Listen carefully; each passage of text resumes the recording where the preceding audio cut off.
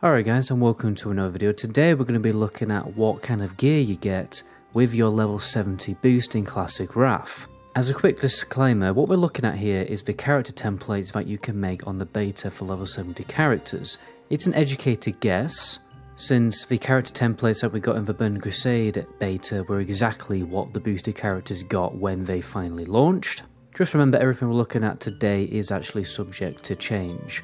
What I thought I'd do is we'll have a look at every single class, what gear you get, and what other goodies that you get. If you haven't already guys, please subscribe to the channel, it really does help out, and I'll be making loads more videos about the beta very soon. I think multiple spec characters are the most interesting to look at first, and FYI, all of these character names are randomly generated by Blizzard, not me. So the first thing to say guys is the gear is so much better. It's equal to what you would call pre-raid best in slot gear. So as you can see, you have full blue gear on this protection Paladin and some half decent trinkets as well, and even an epic Dark Moon card. The one thing I did notice though is there's some reputation items. Now, I'm not sure they will actually be in the character boost personally, because that would mean you wouldn't have to farm the rep. As you can see, the prop Paladin doesn't actually have any spell power gears because it doesn't need it anymore, because your strength stat is now converted into spell power. As you can see, you can still actually get the dungeon set, the righteous set, with the spell power on it and tanking stats, but it's obviously not that good, and it's more just like a plate healing set now. And as you can see, there is actually some really good healing gear down here that you can equip if you're gonna level up in Unholy. And as you can see, if you want to go ret, your two-hander is pretty decent, and you will get 2 decent trinkets as well. This gear is more than good enough to jump you straight into Northrend content. Now for the Druid, so you start off in dungeon set 3, which is more of a balanced set, but you also get gear more specialised to every single spec as well, so you get better healing gear as you can see here. You get some really good tanking gear, some Feral Cat DPS gear, and you'll also get gear more specialised for the balance spec, so big spell power items. Remember that all the healing power items in TBC have now been changed to just be basal spell power items. You'll get idols for every single spec, like you can see here, and you also get some pretty decent trinkets for each and every spec too. Now we have the Warriors. So the Warriors are a little bit disappointing, to be honest. You have Dungeon 3 Bald set, but the thing is, it's alright for DPS, but it is more of a tanking set.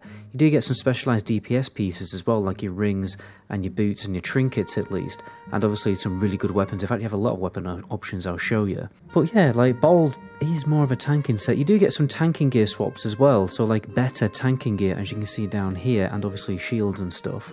And then look at all the weapons you get. You have every single type of weapon. So if you want to go fist weapons, you have actually weirdly 3 fist weapons. You've got maces, axes, swords, and the option of a bow or a thrown weapon. You also have a couple of really good tanking trinkets too. When it comes to a rogue, you get dungeon set 3 again. Not many other options for gear.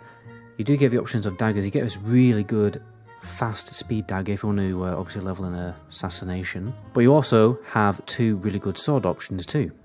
In fact, you get lateral shifting sword, so if you quickly do Magistus Terrace, maybe able to get the other one too. Now the Priest also has dungeon set 3 for the Holy Priest, or Discipline Priest. So pretty solid healing gear if you're going to level as a healer, but then you also get some more specialised spell power gear if you want to play Shadow Priest. And you get a lot of good trinket options, so you have Scribe of Infinite Cycle, you have the Arcanist Stone, you have Scribe's Blood Gem, you have the Jewel Crafting Living Ruby Serpent, and you also have Nexus Horn. Presume you're not going to get given this though, because it will actually require you to have jewel crafting. Now when it comes to the Warlock, you don't get any gear options at all. You just get your Dungeon Tier 3 set, which is Hood of Oblivion, which is going to be very nice now because we actually do get to use our pet, and it has a 45 MP5 for the pet. You get the jewel crafting trinket, which again I think will be swapped for something else when the game does launch, and then you also get the Nexus Horn and some soul shards. Obviously this Oblivion set is also very good for Seed of Corruption spamming, so it's going to be great for spamming dungeons. Now when it comes to the Hunter, you don't have many gear swaps, although you have a lot of different range weapon options, like loads of bow options as you can see on the screen right now, and then a lot of gun options, so I guess you can just pick the one that you think looks the coolest. And the set you do actually get is the Beast Lord set, and we already know that that set is very powerful.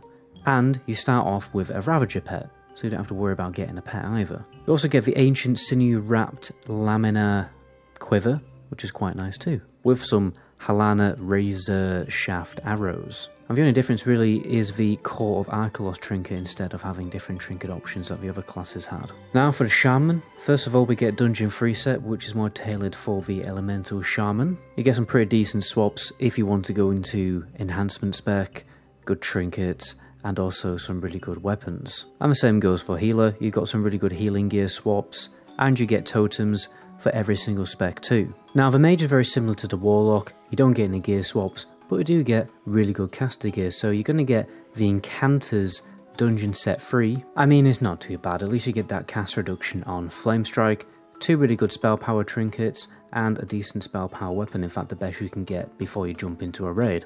So as you can see guys, if nothing changes, the level 70 boost really does a better job at kitting you out than the TPC Classic boost ever did. All you really need to do is get some like good gems and enchants, and you can easily jump into all the tier 4 raids and Zulaman, and then maybe at a push tier 5. I think pre-patch is going to be very fun because all of his boosted characters are actually going to have a chance to experience a little bit of TBC content before the actual game is released. Anyway guys, if you haven't already, please subscribe to my second channel, there's going to be some good content going on there very soon. My name is MetaGoblin, to my next video, ciao.